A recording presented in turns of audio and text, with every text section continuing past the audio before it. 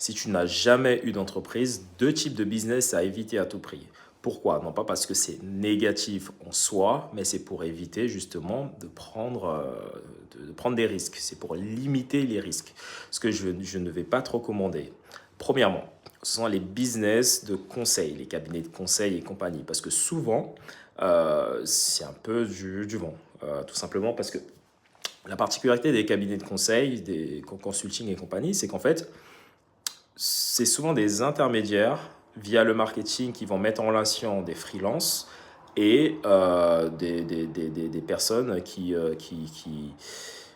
ont besoin de ces services. Et souvent, c'est des boîtes d'ailleurs qui génèrent énormément d'argent parce qu'il y a très peu de charges fixes, etc. Donc, sur le papier, c'est extrêmement intéressant.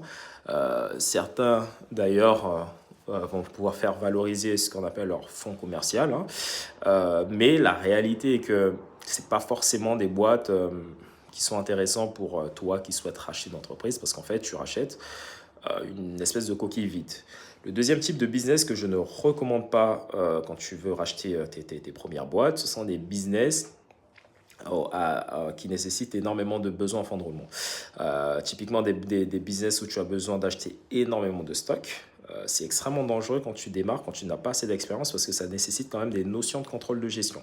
Et ce qui se passe quand tu t'orientes sur ce type de business-là, c'est qu'il se peut que tu puisses commencer à dépenser de l'argent que tu n'as déjà plus. Tout simplement parce qu'entre le temps, le moment où tu achètes du stock, le temps de pouvoir vendre tes services, tes produits ou que sais-je, faut pouvoir avoir quand même une certaine, des notions, si je puis le dire comme ça, de gestion financière pour éviter justement de te mettre à dépenser de l'argent que tu n'as déjà plus en pensant que tu as de l'argent parce que tu as des chiffres sur ton compte en banque.